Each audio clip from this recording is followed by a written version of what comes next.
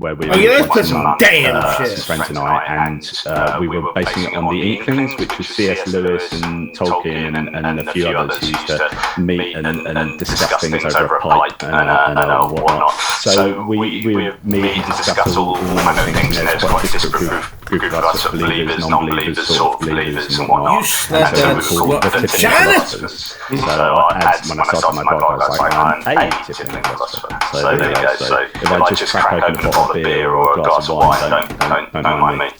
Well, I know that it's probably a little bit different, at least recently with COVID, but when you all are together, I'm curious, does it ever get heated, or is it pretty friendly? So there has been heated moments before, but all of us are good friends, so you take it with a pinch of salt. And actually, I've learned. It's really interesting. I was on holiday in the other week recently, and I met someone. We had it's really interesting when you start talking about philosophy and geeky stuff. I put my feelers out when I meet people, like who's likely to be interested in talking crap that I'm interested in. And our kids were in the kind of amusement arcades, part of the holiday resort, and there's this dad who stood next to me talking about our kids, and then you put your feelers out, and he starts reacting and talking back to me about sort of politics and philosophy, and within half an hour we're at the bar drinking pie, and he's like, I always want these conversations, and none of my friends, none of my mates ever want to talk about this stuff. This is amazing. This is like the greatest night ever. And we had just and this is what I do, which is just talk deep stuff. And so we ended up spending a whole night. But that got a little bit heated at the moment because his politics were really quite opposite to mine. Wow. And his wife the niggers was apologising to my wife, saying, "I'm so sorry. I'm really embarrassed. He's really excited, obviously." And my partner was like, "Don't worry.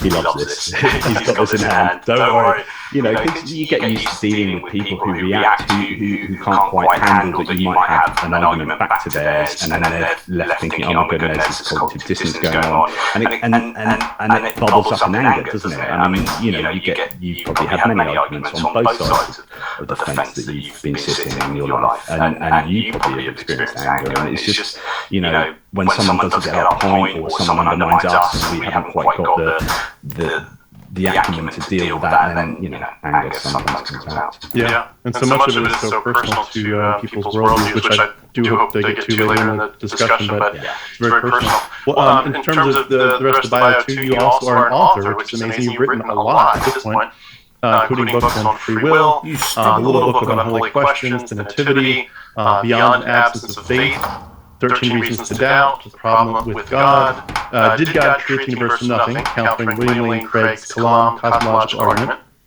Filling the Void, a selection of humanist and atheist poetry, Not Seeing God, Atheism in the 21st Century, and then you've also got some books that are more from your personal perspective of dad, Twins, The Survival Guide for Dads, and then The Curse of the Maya. That's a trilogy, is that right? No, it will be. So we're just writing, as I said to you, I think last time, we're just writing the sequel to that. Loads of schools up and down the country have actually taken up multiple text. So that's really stoked about that, yeah. And 2 books, I believe, called Survival of the Fittest, Adaptation, and Metamorphosis, or Metamorphosis, Adaptation. So that's a pandemic horror series that will be a trilogy or maybe 4, but that's 2 books in, and that's great. I'd advise everyone to go out and buy that because it's amazing. Did you intend to time that with the coronavirus? No, I like to see myself as a modern day prophet. So just telling it how I think it will become. That's awesome. People start eating other people's faces soon, then I've definitely got it right. Yeah, well, we're going to be talking about zombies in Jerusalem later, so that's probably the right segue. That's a great segue. And then, of course, the main one we're talking about, this is called The Resurrection. I call it too. Yeah, look at that. A critical examination of the Easter story by Jonathan M.S. Pierce. So a little plug for that. I'll have the link for the Amazon page for that if you want to pick that up. And so, what else are you working on in terms of literature? Is there anything else coming down the pike? So I'm glad you asked that. This book is to be seen in the context of this book. So the Nativity, a critical examination, and the Resurrection, a critical examination of the Easter story. So as I've said to you before, these are looking at analysing the ways in which the Gospels historically or intersect with known history, right? And also how they work together in terms of internal coherence. So, and again, as I said to you before, if you find that they fall apart in the accounts that they make as far as historical credibility and theological credibility, and these are the only areas of the life of Jesus that intersect with known history, then once it's said all the stuff in the middle. So, do you have any epistemic warrant for believing the wedding in Cana, for that, for all these different miracles? And it ends up just looking like, well, if you take this away, then Jesus is just some itinerant miracle preacher, and they're 10 a penny. So, it's a bit of a problem for Christianity. There's no resurrection known, typically Christianity falls apart. So now I started looking at the Exodus, because at the end of the day, Christianity is built on the foundations of Judaism.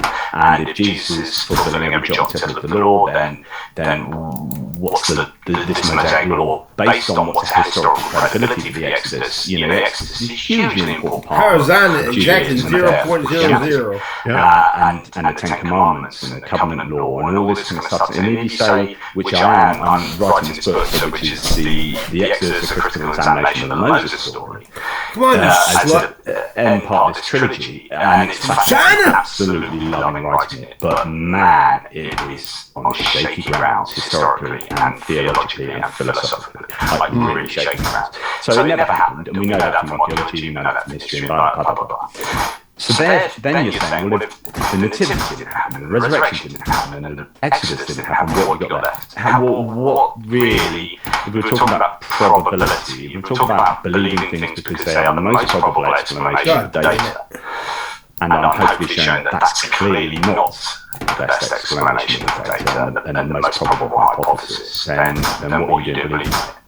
Then it becomes, then all you're left with is a psychology of religion, which you and I have talked about before, right? The belief in religion. So Tim Mills, you were a very committed Christian, but did you, at the beginning of, and we said this in the last video, but did you, at the beginning of your life, go through all the religions in the world and historically analyse them, philosophically analyse them, theologically analyse them, and then pick the most probable one, or did you believe that you were born and brought up? Definitely the latter, for sure. And so therefore, once you do these analyses and then find you simply find that there is no epistemic warrant for believing in either Christianity or Judaism, and then there you go, job done. Yeah, it's similar to the whole idea of the reasons that we would discount so many other religions when we were Christians. That is, the reasons we would say we don't think this religion is probably accurate and reflective of reality, and that one and that one. Damn it. We need to apply it to our own religion, and we don't, because we're so vested in it being part of our culture and our worldview, and also part of our hope for what happens after we die, which is what we're going to talk about in part here. This is, at the end of the day, this is not just about the history or the archaeology. This is about our very personal fear of death. We all are aware of our mortality. Whether we get just a few years or we get a full 80, 90 years out of life, we know at some point our time is up, and there's a great fear of what happens next. And it's so hard to let go of that. We talked about that in the last two videos, actually, that the terror management theory, and the fact that when you unpick someone's worldview, you're not just unpicking those claims in and of themselves, but actually you're saying, if this isn't true, actually then your access to eternal life isn't true, and that's a real existential threat to you. So you're not going to deal with this, or you're not going to believe what I'm rationally convincing you is true, because actually it threatens your eternal life, and that's a huge problem. So talking about the double standards that I think you're hinting at in the Resurrection book, I do mention, actually no, it's a lot in the Exodus book I'm writing. Very formally, John Loftus wrote a book called The Outside the Test of Faith, and he's got this Outside the Test of Faith, which is the idea that you never apply the standards you apply to other religions, discount them to your own religion, because by the time you believe it, it's got past the vetting systems and it's all embedded. Whereas I would agree very much with Loftus to say that that's what you need to do with your religion. In fact, in terms of Christianity, there are huge amounts of double standards, and we'll come on to that a little bit later in terms of visions and hallucinations and things about Muhammad and Sabbatai Zabi and all these examples where Christians will say, well, that's not true because of this reason.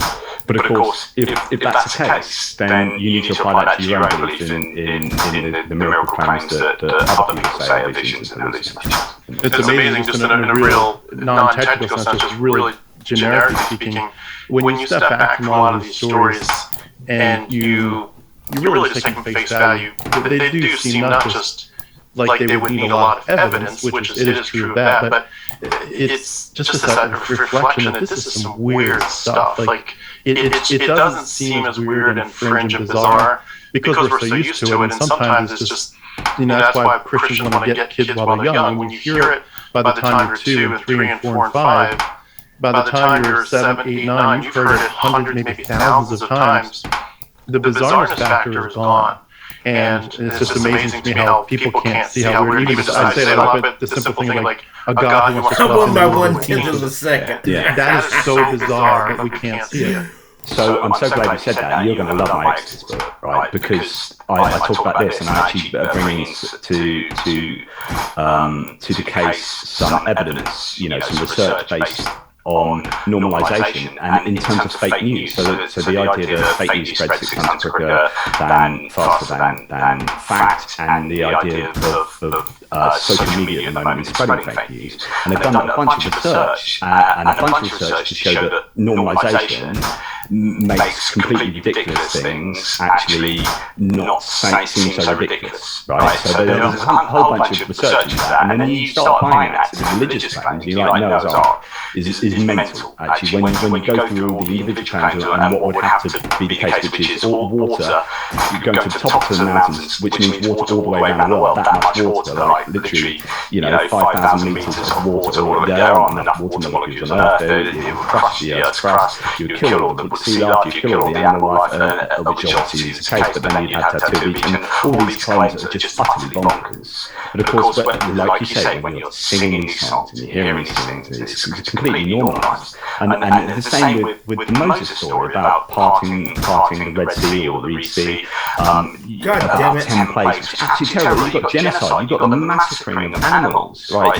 Like God just wipes out all these animals, and because you just heard the 10 plagues, everyone's about the plagues, right? And you're like, so that's fine, it's kind of embedded, I don't really think about it. But then when you really start unpicking it, if you were to have another religion believing that, and as a Christian, and someone came, you should believe this, and then you start picking out like the 10 plagues in the other religion, you'd say that's disgusting, right? God just destroys animals on account of what the Pharaoh said. Like Pharaoh says no, so I'm going to kill these animals. And God does that, and you're like, that's horrible. And let alone the firstborn children, let alone a bunch of Egyptian children. Like, unless you're really willing to say all Egyptian children were just inherently evil, just absolutely no realism to that. I mean, this is a theological story. This is a mythological, legendary story. Yeah. This is not what happened, obviously. But of course, Christians won't, and Jews in that case, won't apply the same metrics that they apply to other claims to their own. Yeah. And it's amazing to the sort of, maybe one final statement on that for me is just not just the bizarreness, but the horribleness. You mentioned the slaughtering of the firstborn, or in the Noah story, slaughtering of everybody. Firstborn, toddlers, old people, everyone's just, you're just gone. The idea of how much of this you get used to, literally the idea of genocide. Yeah. You get used to the idea of land theft and slavery, and it's crazy. Well, I did want to ask, since we were talking about what we talked about last time, I did want to just mention, for anyone that didn't see our earlier interview, meaning the most recent one, we did touch on a few topics. That what I try to do for most of my videos is I put a little bullet point list of what we most likely, if I remember correctly, and if I described it correctly. I've got them all listed. Okay, yeah. I've got them here too. I just want to mention anybody, if anybody doesn't want to go through it, just even if you don't want to watch the video, you could go to that video and just read the description part of it, kind of see if there's anything that we talk about that might be of interest to you. And I apologize, there's not timestamps on them. I'm hoping to get time to do that in the future. But just to mention a few things here, and actually before I do that, let me just mention this too. You mentioned the Exodus. I was just going to mention one last thing. For some reason, it's just the timing of it. It must be a message from God. But I've been recently looking at some of the more astrotheological things related to it. And just in the past week, it came past my desk from Bill Darlison, who wrote the Zodiac and Gospels. He's got that book, Moses the Matador, which is about the astrotheological side of it. And then, of course, Acharya, Deanne Murdoch, she's got a book on Moses too, and how it relates to the star stories. And it's just amazing. There's so much behind the scenes going on that we don't ever pick up on, and we read it as history, and we read it as if it's true. And being able to say this is a story, this is a literary character, is so critical. And do you know what? That's perfectly right. Irrespective whether those claims hold up to the people you talk about. Bitch. This is the idea that goes through all three books, that go through my Nativity, the Resurrection, and the Exodus book, which is it's theology, not history. These guys are not writing history; they are writing theology, and these are narratives designed to deliver that theology. That's all you need to know. Yeah, exactly. And just to highlight a few things we talked about last time, we talked about the idea of the elitist side of Christian apologetics, where apologists will insinuate that if you study hard enough, you read enough books, you talk to enough PhDs, you'll finally get the idea of how the atonement works and just the idea of how to defend your faith. But most Christians who don't get to go to Bible college and seminary, don't get to dive into all these books, they just have to take it on faith and hope that the PhDs that defend the faith know what they're talking about. The competing theories of atonement, including penal substitution. We talked briefly about blood magic and Yom Kippur and the Paschal Lamb. The moral capability of the God character. A lot of talk about special pleading and begging that Christians do regarding these claims, which we'll probably touch on, I'm sure, here. How the Gospels are written in unknown places at unknown times by unknown authors, none of whom are eyewitnesses. Ex post facto agendas, and all that stuff. Really important to understand all that. How the historical methods used by the Gospels is exceptionally poor. In the fact that the New Testament writers had an agenda. This is theology, and on it goes. There's a lot more points there, but I definitely encourage people to watch that video if you have time and interest. It was a great intro to this. And today, basically, we're going to dive into some more specifics. And I want to ask first, before I ask any questions, did you have anything regarding topics that we didn't cover last time that you want to start us off with? And then I'll bring my questions in after. Well, I think it was quite a wide-ranging talk, but we kind of dipped into a lot without maybe going into a huge amount of detail. But I suppose we can start, and we did mention the silence of Paul, I think, a little bit, but maybe we can start with the silence of Paul. Sure. Because at the end of the day, Paul is our earliest source of, in the New Testament, of Jesus, right? So in many senses, he should be the most reliable source. Before you dive in, can you add to that for anyone that doesn't know? When you say Paul was the earliest source, some people would say, well, wait, isn't Matthew first? Isn't Matthew our first source? Can you explain a little bit of the chronology behind that? Well, so Jesus died, let's assume somewhere it's like 33 CE, right? Or 30-something, wherever. He was maybe 33 years old, but then it depends what your chronology is, starting with the Nativity account. But in the 30s, he died. And then sometime after that, Paul came along, and he was supposedly persecuting the Christians, and then had his road to Damascus vision, actually, and he puts that in with all the appearances. So you have this interesting part in Paul where he says, here are the appearances and my one's last.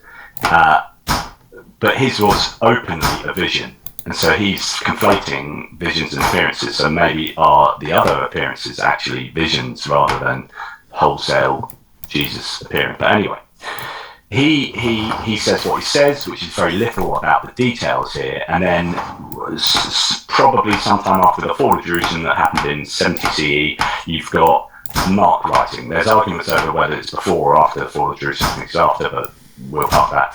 So it's probably in the early 70s, maybe, Mark writes the first gospel, and this is called Mark and priority. So the idea that the Gospel of Mark is basically your main source for all the other gospels, and the gospels aren't independent attestations of the claims of Jesus. So Christians will tell you, look, we've got 4 sources, and Paul, we've got 5 sources for Jesus, for the claims about Jesus. And actually, no, you've got Mark, and then arguably Matthew comes later, and then Luke comes later, and then John much later, and they're all using Mark and each other as sources for the Jesus claims. In other words, they aren't independent at all. In fact, they're codependent. And some people postulate that there's this unknown source called Q that sits alongside Mark that they all depend on as well, but that's got lost or whatever. And then more recent people, you've had, I think, Mark Goodacre. Now, have you all? But anyway, Mark Goodacre is someone who is a New Testament scholar who will say actually Q didn't exist, but whatever. Point is that all of these sources depend on each other and Mark primarily for their claims. And it looks like Mark came along and then each of the subsequent gospel authors embellished Mark due to their own theological agenda. So they're adding layers and layers and layers on until you get to John, who's got a completely different theology. And we'll touch on this a little bit later. So they look progressively more legendarily embellished. But it starts with Paul, really. But before that, it starts with Paul. But the writing we have from Paul are a bunch of letters to various sort of churches around that have their own agendas and reasons. There are sort of 13 letters, but it looks like 7 of them aren't actually Paul writing, and they are basically fake news or whatever. Can I ask this? If Paul, say we make the assumption that everything that happened in the Gospels had actually happened, during the discrepancy, but to say that, whatever you could harmonize of it, that if that had happened, and then Paul came along, Paul gets saved on the Damascus Road, and then he, gets obviously messages from Jesus, but he also gets exposed to other Christians, a little bit from the apostles. But if he inherited all these stories and knew all this background, would it be fair to say that you would think he would have included some of it in the epistles, meaning he would have quoted Jesus more or mentioned the virgin birth or something? Is that fair to say? 100%. So that's what I was going to start with. Okay. The point that exactly that. So these are Paul looks to be trying to convince various people of various things in his letters. I mean, so when you talk about writing, it's about audience, purpose, and form. So your form, as in what you're writing, your content, and the kind of genre of writing, if you like, is defined by who your audience are and what your purpose is, right? So, for example, Matthew, let's say Matthew's audience are Jews primarily, and his purpose is to convince them to believe that Jesus is the Messiah, in very simple terms, right? So he's writing persuasive. So his form isn't an objective history account, right? His form is an evangelical persuasive text, okay, and he needs to succeed in his objective of persuading his audience by using the most persuasive techniques he can muster in order to achieve his objective, which is considering the audience, which is considering that they are Jews. So he goes into the Old Testament, the Hebrew Bible, and chooses things that will be particularly evocative to his Jewish audience and applies them to Jesus. Right, so it's about looking at the form and understanding it in terms of the audience and purpose. And once you've done that, then you understand what you're reading. Okay, so in terms of Paul, it's who are his audience, various people around, but he's still trying to convince them on certain things. So he is mustering all the persuasive sort of ammunition he can in order to persuade them of X, Y, and Z. So it might be his the first letter to Corinthians or second letter or whatever is convincing them about some aspect of the resurrection. And you would think, here's your perfect time to cram in a little bit of empty tomb about this, about that, about how Jesus was buried, about the appearances. Nothing. You got nothing. In fact, I'm going to read you what Paul says, and this is the entirety of what Paul says on the resurrection, essentially. For I delivered to you as of first importance that I also received, that Christ died for our sins according to the Scriptures. So actually, he's just kind of received this from somewhere, and that he was buried and that he was raised on the third day according to the Scriptures. So it's according to the Scriptures is super important here. So it's not only he's received it, but he's been told this and it fits in with the Scriptures.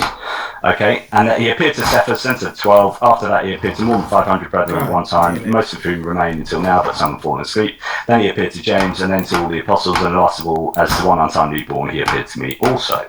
And basically, this is telling us that his sources are personal revelations, so from his own visions or hallucinations, and the Scriptures. And kind of this nebulous kind of received these, but essentially it's from the Scriptures. So this is really poor level evidence. So before you do anything, before you analyse what he's actually saying, content-wise, this is actually not very good evidence for the claims of Jesus. But also, this should be prime time for him throwing in a bit of, as we're talking about the resurrection, empty tomb, this happened. he mentions nothing about the empty tomb, nothing about anything of any importance with regard to the resurrection, other than it appears to be some way of paying for sins. Yeah, and you'd think, this is just my first impression on this topic, but you'd think that if he truly had gotten a vision, a real vision, not something he made up and concocted, but if he'd really seen the risen Christ, and Christ had only said a few things to him on the road, why are you persecuting me? All this stuff where it's like, okay, I was persecuting this guy because I thought he was wrong. I thought this Christian religion was wrong. I thought Judaism was where it was at. Now I see Christ is real. Christ is the fulfillment of all this stuff that we had hoped for. Now I need to basically worship this Jesus is God. He is Yahweh. He's Yahweh's son. My most important mission now is to get to know him and to love him. Wouldn't you think that the very first thing that someone in that context would do is run to the people, just race to the people that were with him, his disciples, and say, I know 4 sentences. Tell me, what else has he said? What else has he done? What have you written down? Clearly, this was, whatever time frame since he was here. What have you written down? Clearly, you must have written something down. Tell me more. And it seems like he doesn't do any of that. Like, why would you not want to hear what he said? One part I just disagree with you a little bit on is I don't think Paul actually thought Jesus was God. So I think Paul thought Jesus was an exalted divine being, like an angelic being. I'm with Bart Ehrman on this. So in how Jesus became God, he talks about exalted revelation. It's Jesus is an exalted figure, and I think it's not until you get to John where Jesus starts becoming divine, and actually this kind of fits in with what I was saying about the resurrection, which we can come on to later. But your broad points are absolutely spot on, and I think it's a huge problem. Yeah. When you say what you said about the angelic elevated person, are you saying that you think they originally thought Jesus was a man who got elevated, or he was just elevated like an angel from the beginning? Well, I think the early gospel writers, and therefore probably the Christian community, thought Jesus was the Messiah. You believe your leader, your sect leader, your cult leader, is the Messiah, right? And you've got these Jewish ideas of who the Messiah is. So already he's not quite militaristic. Doesn't quite fit with the mold of what I might expect. Simon Bar-Kokhba and all these other kind of more militaristic Messiah figures who were around at the time. So he's not that, okay, but let's follow him. He's doing like miracles. We think he's awesome, blah, blah, blah. And then he goes and gets executed. You're like, and this is the cognitive dissonance. So what happened? In fact, if I can I share with you? Yeah, I'm going to be with you. I may have to change the setting here in 1 second.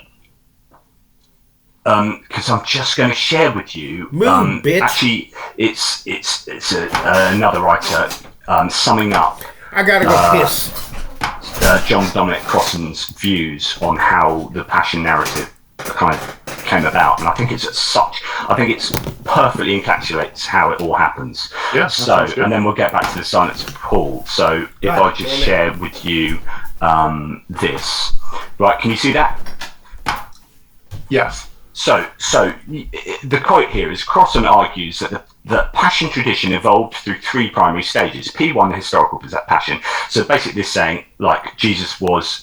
Whoever the person of Jesus was crucified, he died, right? The prophetic Passion, okay, how do we understand this in terms of the Old Testament, this is cognitive dissonance happening, and then the narrative Passion, so how do we write this down in terms of like the actual stories that you find in the Gospels? So, during P1, Jesus was crucified, but his earliest followers knew none of the details of the execution.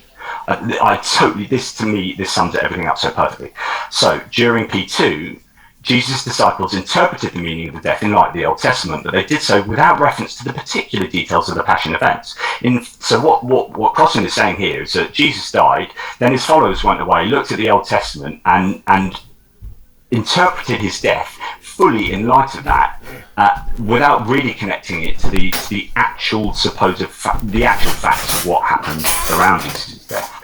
And then during P3, Jesus' followers organised this complex array of scriptural proof texts into a coherent and sequential narrative, refining and augmenting the story with verisimilitude historical detail, which is to say that then they historicised the theology that they had trawled through the Old Testament to find and developed independently about this guided.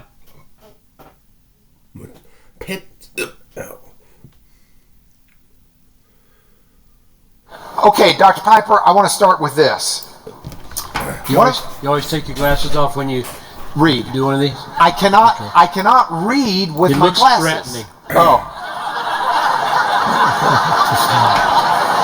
That's a side benefit. But I'm okay with it. Yeah. Now, I can't read with them on, but I can't see further than 3 feet with them off. Especially when you do that. Yeah, okay. If you were at the library lecture last night, he's already pierced me with the sword. So, you dedicated one of your books to William Solomon Hoddle Piper. Tell us about your dad. The middle names are Solomon for the Bible, Solomon, and Hoddle for an evangelist. His dad was a pastor and named him after a famous evangelist that nobody's ever heard of now. Because I was fucking stupid. My dad was an evangelist of the old independent fundamentalist Baptist variety. Happiest fundamentalist I ever knew.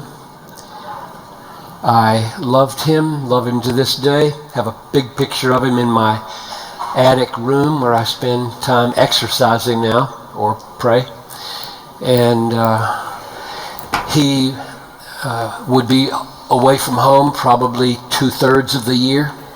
He'd go for 4 weeks to preach and come home for a week, and go for 3 weeks and come home for a week, go for 2 weeks and come home for a week, and which meant my mother was omnicompetent and taught me most of what I know about everything because I spent most time with her. And she really was a woman who gave me a clear sense of what I think mature, articulate, able womanhood is, and yet who, when he came home, gladly deferred to his leadership at the table and calling us to prayer, and in the car opening the door for her, and at the restaurant he calls for the bill, and just little things where you detect there's a dance going on here that's really beautiful and it's working. And not all women can pull this off, namely be everything when the man's away and defer to his leadership when he's there. So that whole thing was beautiful to me. And my dad was saturated with the Bible, loved missions, prayed with us and led devotions every night when he was home. And maybe just one other thing to say. I didn't see him preach often, but enough to watch him be blood earnest. My dad, unlike me, always began with a joke. I have not told a joke in the pulpit ever. Ever. Not once in all my life. And that's principial, because I don't do cute when people are dying. And yet he did, and I watched him do it. And he would come home with jokes and tell them, and my mom would laugh till the tears ran down her face, and we all did. They were hilarious.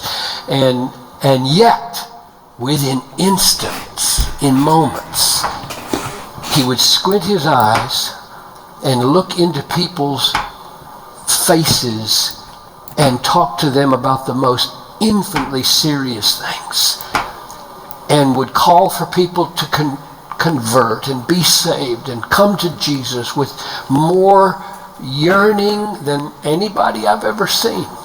So a pretty unusual mix Mom and Dad were, and I look back on them with enormous gratitude. Did you have any other siblings growing up? Or? One older sister. And we probably have a better relationship today than we ever have, because I don't know what it was, but I hardly knew my sister growing up. She was 3 years ahead of me. She had her whole world of friends, and I had my little world of friends, and they didn't intersect. And she had her bedroom, and I had my bedroom, and we just... Whereas now, I feel like I'm way more emotionally close to my sister at 71 and 74 than I was at 15 and 18. Whatever. That's not good. That's what it was, though. That's what it was. Well, when you were growing up, are you able to say there was a point in time where I became serious about my faith? or have you always been serious about your faith as far back as memory goes? I don't ever remember being glib about my faith. 6-year-olds can only be so serious. And then there's an 8-year-old kind of serious, and a 14-year-old kind of serious, and so on. And I think probably I had appropriate seriousness about it at every stage, though my memory is lousy. As far as conversion, I only know that there was a point because my mother told me so. So if you say, at what point did you become a Christian?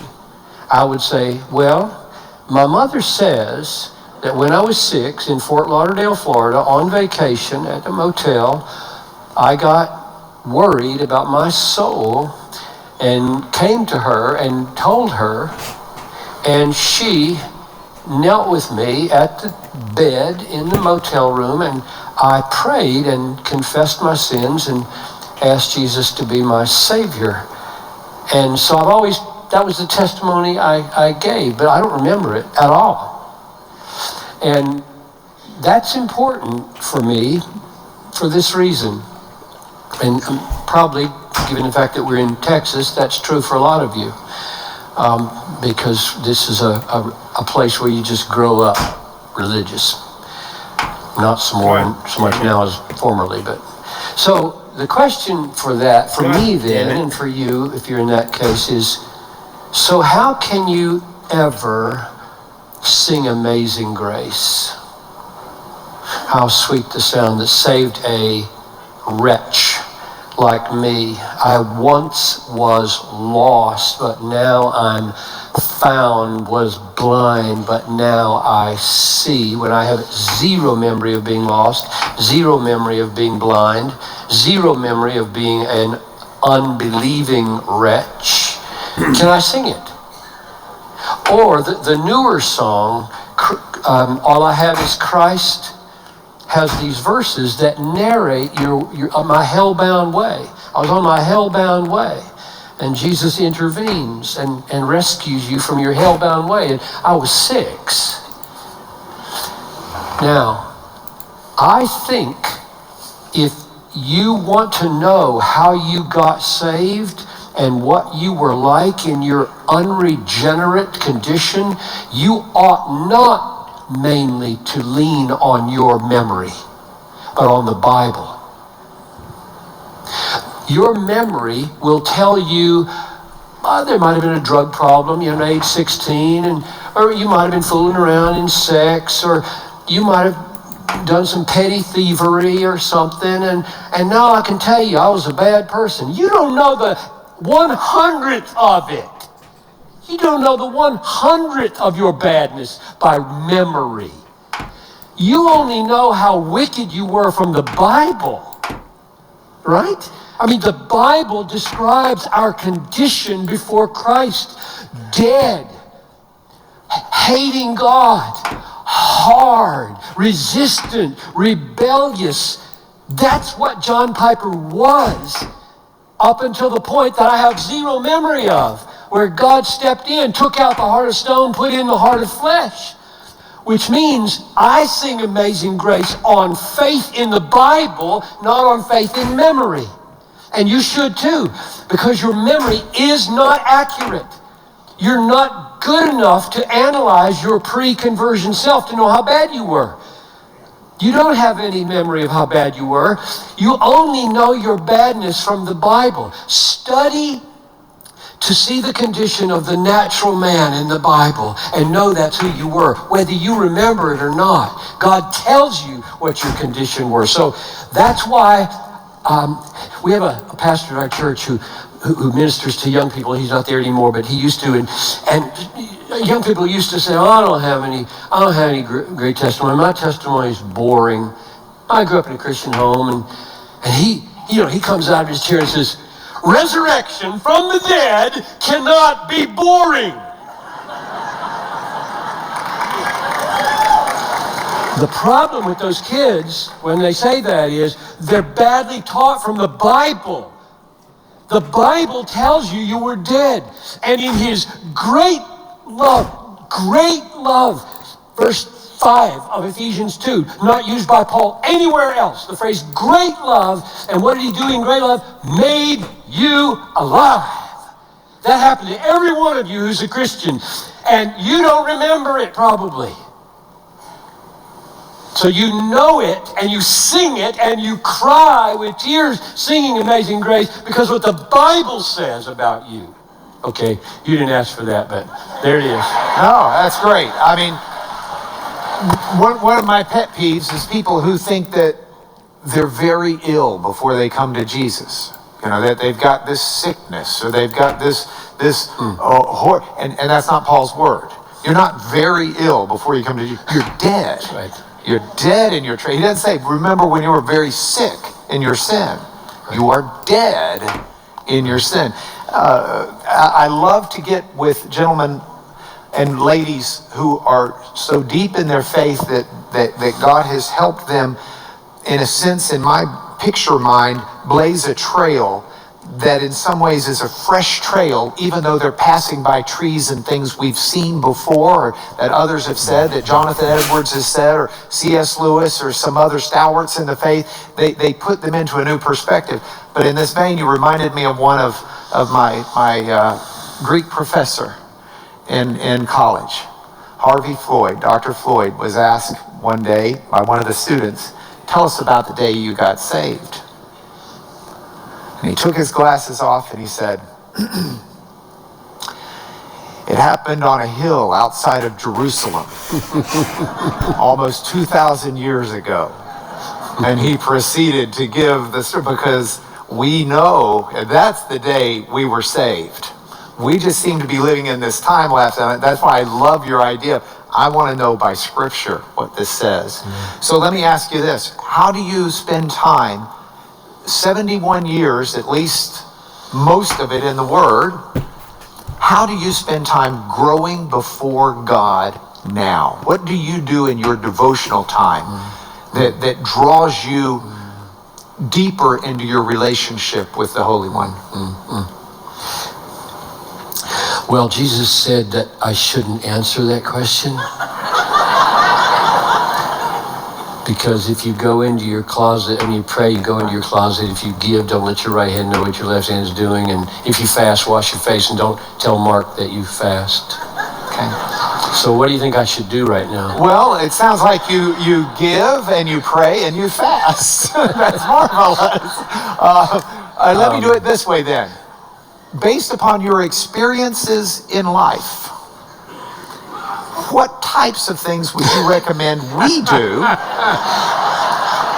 to grow deeper in the Lord? Yeah, I'm willing to sacrifice some of my reward in order to tell you some of what I do. Thank you.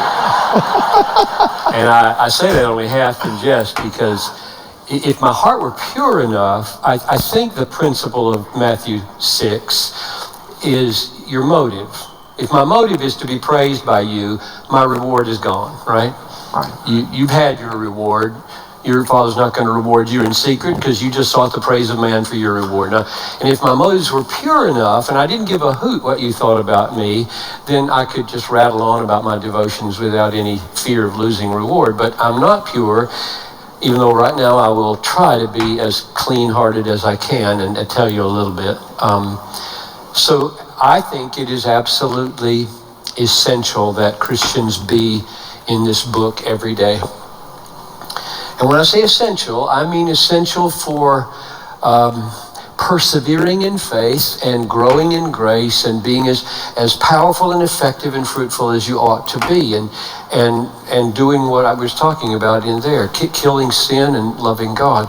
This faith comes by hearing, and hearing by the Word of God, and I need my faith made fresh and awakened every day.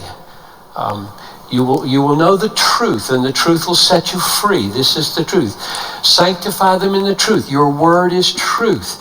So all the means of grace center here in changing us. So I'm a morning person. I think that's a good idea, not mandated when you do it, but I set aside about an hour to just ruminate. So this is different than rigorous study in the Greek or Hebrew. I remember talking with John Sailhammer, the Old Testament scholar who's now gone to be with Jesus. He just shook his head and said, I don't make those distinctions between devotional reading and academic study. And I said, fine, John, that's fine. I have to, because when I get a love letter, I don't analyze it, I smell it. I remember lots of them from Noel. They smell good. And so I'm after an aroma here. I want to see and savor these analogies. There's an aroma, there's a taste, there's a sight, there's a hearing of Christ standing forth from his word. So that's the way I'm praying. So that's the other piece. You're reading slowly, you're meditating, and you're praying for him to open your eyes and to quicken your affections of love to him or fear of him or whatever you need. I pray for conviction. I say, reveal to me blind spots, because all my heroes had awful blind spots, and somebody's going to think about me in 50 years, and they're going to say, "What an idiot! You know, how did he not see this part of his life that was so defective?" And I'll just plead with the Lord, please, please, please convict me of anything that I don't see. And the ones I do see, I got big problems with those. Please give me grace. So this is where the battle is fought. My method is to use the discipleship journal reading plan this year. That's a plan that gets you through the whole Bible in a year, about 4 chapters a day, from 4 different places every day. I find this very, very helpful. So that's what that's a plan. And by the way, if you don't have a plan, like if you just open your Bible in the morning, you'll spend a long time just, Nahum, that doesn't sound very interesting. And it'll be time's up before you've got any serious meditation done. So I do think a plan is important. And then prayer, I think you should be turning what you read into prayer. Just pray it back to God. And then the way I pray for other things and people is in concentric circles. Like, I'm the neediest person I know spiritually, so I pray for me first. Lord, please help me to see what's here. Help me to be useful, even as I pray. And then I move out to my wife and my children and my grandchildren. Then I move out to the church and Desiring God and Bethlehem College and Seminary. Then I move out to the evangelical world and my friends out there and Together for the Gospel and Gospel Coalition. Then I move out to my missionaries, and then I move out to President Trump, who needs it really, really bad. But you can ask me about that later. That's a glimpse and I thank you for that. Now, I want to take another glimpse at another aspect of your life. You are an extraordinary breakfast chef.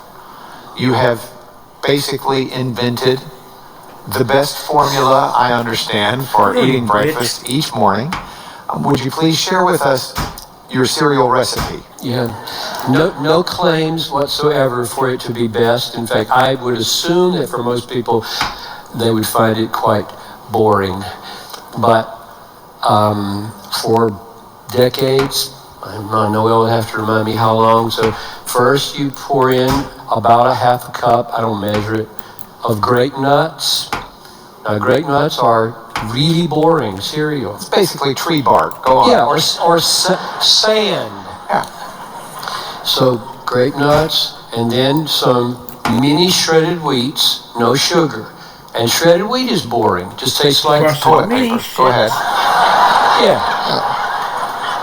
But then Harvest granola, Harvest House granola. It's the moist kind, not the crackly kind. And just layer over the top with the granola, and the granola transforms the grape nuts and the toilet paper into a delightful. However, depending on the season of the year and how expensive they are, blueberries would be my first choice. And if not blueberries, peaches, cut into little pieces, and then if not that, a banana. Kind of banana is blah, but it'll do. So I like fruit on top. So those are the 3 ingredients, and you know, I've tried to figure out why I don't get tired of it. Damn it. I think we were talking the other day. Damn it. I think I don't get tired of it because it's not quite good enough to get tired of it. You know, it's not like if cheesecake, I really like cheesecake. I like chocolate cake, but I wouldn't want it every night. I mean, I don't think I would. I wouldn't want cheesecake every night because it's too good. It's too rich. Whereas this cereal mix is just kind of just the sweet spot of durability and satisfaction. So within the framework of this, do you find different people have different personality types? I tend to be a rut person. Rut? Rut. Oh yeah, I got that. Yeah, I mean, I can. I like that. I've got God 3 damn it. restaurants. I can eat at those 3 restaurants for about 3, 4, 5, 6, 7 years. You know, and Becky, in our early years of marriage, said to me, do you not get tired of being in this rut of eating the same thing? Because I go to the same restaurant, sit at the same table, order the same thing. I mean, and I told her, I said, I am a rut personality. The good part of that is I like to come home to the same wife in the same house. Works out well in that regard. That's good. You know, I go to the same church, I like the same class, I like the same seat. Are you a rut person or do you like diversity in some ways? Oh, well, that's not a fair way to ask the question. Because those are not mutually exclusive. You're right, you're right. I am a rut person, and I do like, how'd you put it? Some diversity in some areas. Yes. Right. It's like spontaneity has its time and place. You just need to plan for it. I'm glad that when I walk out of the door in the morning, the Lord has made the sky look different every day. Amen. I'm glad. He's really into diversity. It is the same blue. His favorite color is blue. No question. There's no doubt about it that God's favorite color is blue because the ocean is blue and the sky is blue. And that's most of everything on the earth. But, boy, Now, does he fucking mix take it up. that poem.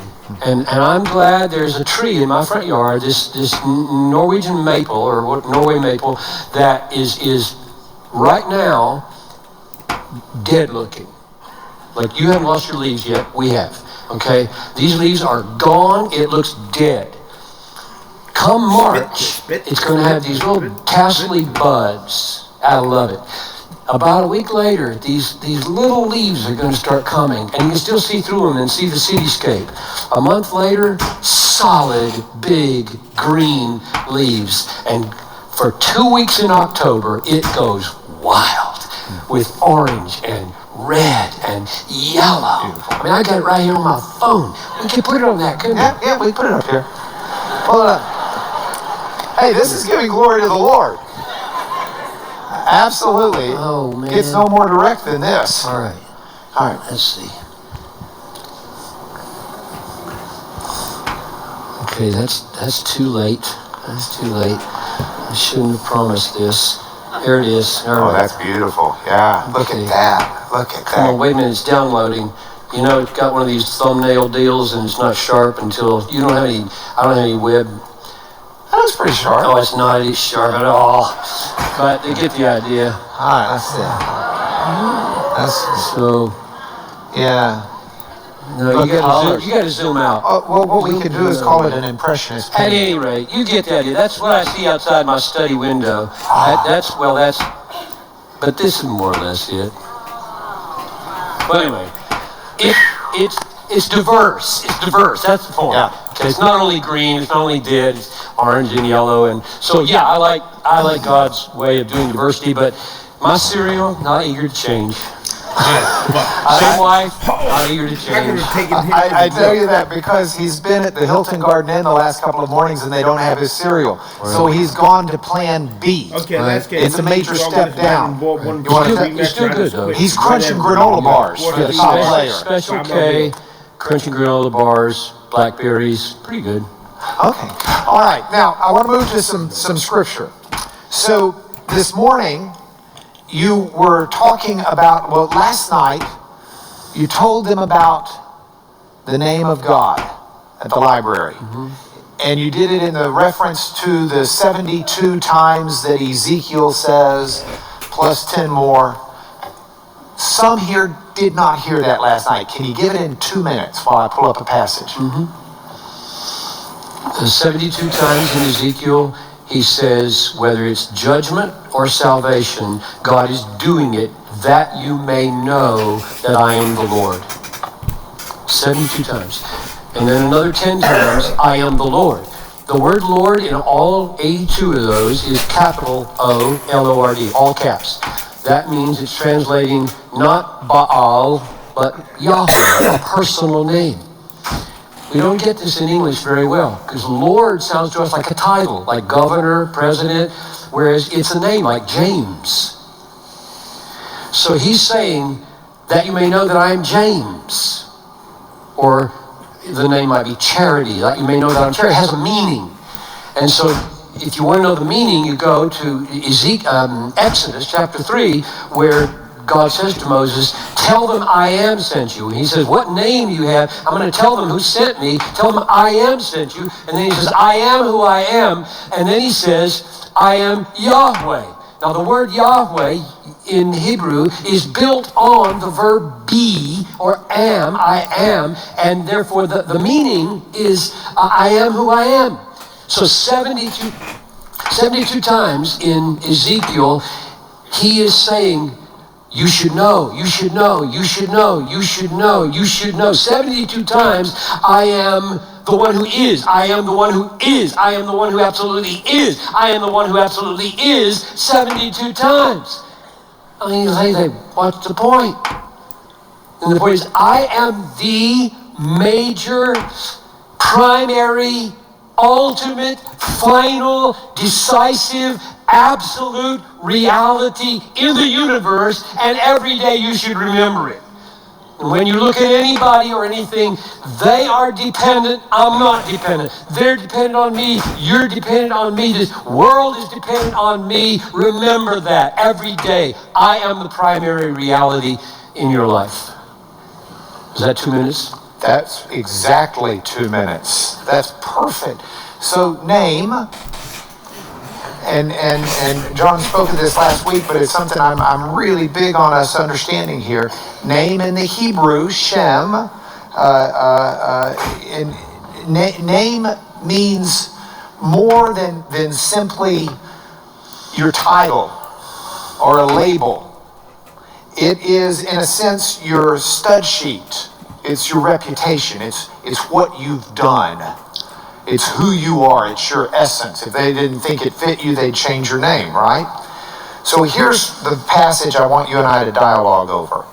Understanding that to be the name of God.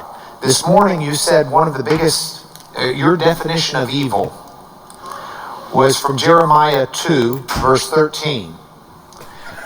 My people have committed two evils. They have forsaken me, the fountain of living waters, and hewed out cisterns for themselves, broken cisterns that can hold no water. They've turned their back on God, the source of their life, and instead gone to these busted jugs to be their idols or their source. This is what it triggered in my brain, and I wanted to have a chance to talk to you about it. Exodus 22. If you had asked me what is the greatest evil or define evil, I'd have thrown it out this way. I say 22, Exodus 20, verse 7. I just aired your 15th commandment. You shall not take the name of Yahweh, your God, in vain. My fuck is. Take means to carry in the Hebrew. You